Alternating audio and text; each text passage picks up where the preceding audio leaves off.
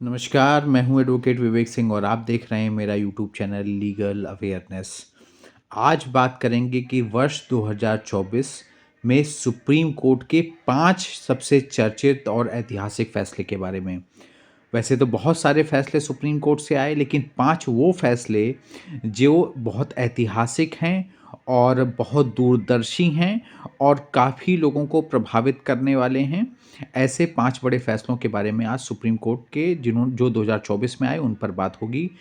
पहला केस जो मुझे लगता है वो है बिल्किस बानो के मामले में आरोपियों की सज़ा माफ़ी जो है रद्द की सुप्रीम कोर्ट ने।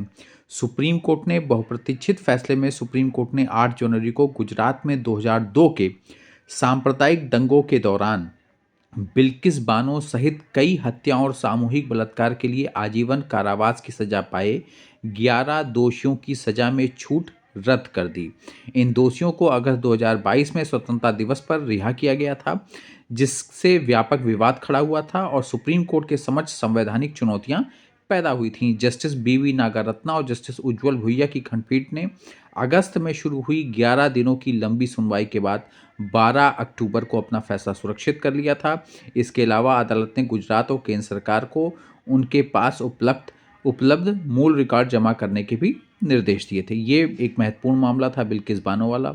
दूसरा जो मुझे लगता है इलेक्टोरल बॉन्ड स्कीम असंवैधानिक करार दिया जाना। सुप्रीम कोर्ट ने चुनाव बांड मामले में अपना बहुप्रतीक्षित फैसला सुनाया। उक्त फैसले में कहा गया कि गुमनाम इलेक्टोरल बॉन्ड संविधान के अनुच्छेद 19(1)(a) के तहत सूचना के अधिकार का उल्लंघन है। तदनुसार इस योजना को असंवैधानिक करार दिया गया। Chief justice of India DY Chandrachud, justice Sanjiv Khanna, justice BR. Gavai, justice JB. Pardiwala, justice Manoj Mishra की संवैधानिक पीठ ने नवंबर में फैसला सुरक्षित रखने के पहले 3 दिनों की अवधि में विवादास्पद इलेक्टोरल बॉन्ड स्कीम पर चुनौती देने मामले में सुनवाई की थी। इससे काफ़ी असर जो राजनीतिक पार्टियां हैं उन पर पड़ा और काफ़ी इस पे हो हल्ला मचा था इलेक्टोरल बॉन्ड स्कीम के ऊपर। उसको सुप्रीम कोर्ट ने असंवैधानिक घोषित किया था। अब उसके बाद तीसरा फैसला जो मुझे लगता है वो है बिना अनुमति के बुलडोजर की कार्रवाई पर रोक। बुलडोजर कार्रवाइयों के खिलाफ याचिकाओं पर सुनवाई करते हुए सुप्रीम कोर्ट ने अंतरिम आदेश पारित किया कि बिना अनुमति के देश में कोई भी तोड़फोड़ नहीं होनी चाहिए। न्यायालय ने स्पष्ट किया कि यह आदेश सार्वजनिक सड़कों, फुटपाथों, रेलवे लाइनों, जलाशयों पर अतिक्रमण पर लागू नहीं होगा। Justice BR. गवई और जस्टिस के.वी. विश्वनाथन की खंडपीठ ने विभिन्न राज्य सरकार द्वारा दंडात्मक उपाय के रूप में अपराध के आरोपी व्यक्तियों की इमारतों को ध्वस्त करने के लिए कथित कार्रवाई को चुनौती देने वाली इस याचिका पर यह निर्देश पारित किया था। न्यायालय ने इस मामले की सुनवाई जो है की थी।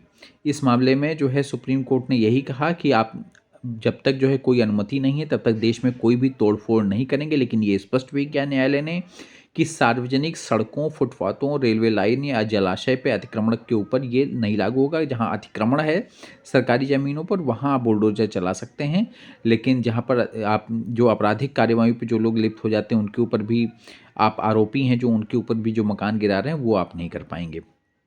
अब चौथा बड़ा फैसला जो मुझे लगता है वो है जेल रजिस्टर से जाति का कॉलम हटाया जाए।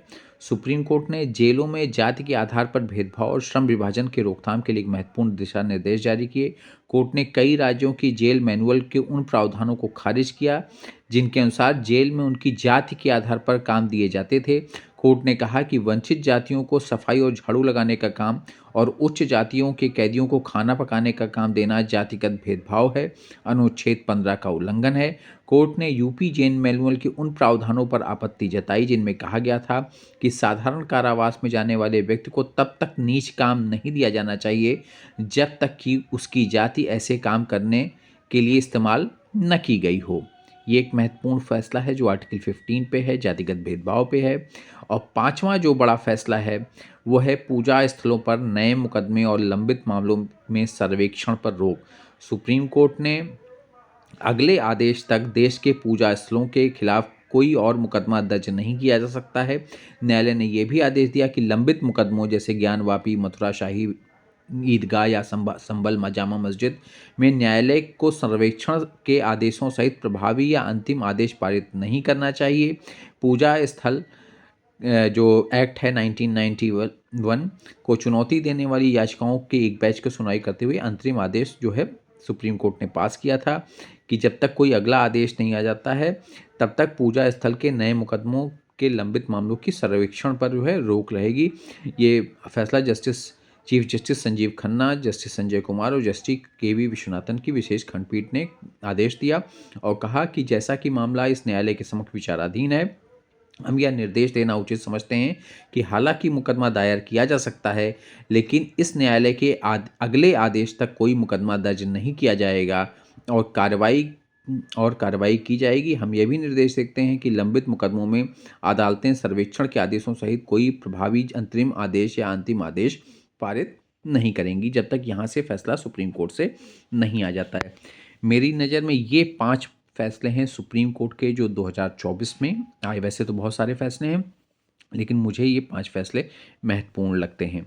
प्लीज़ इस चैनल को लाइक और सब्सक्राइब कर दें जिससे मैं आप तक लीगल अपडेट पहुंचाता रहूं। नमस्कार, धन्यवाद।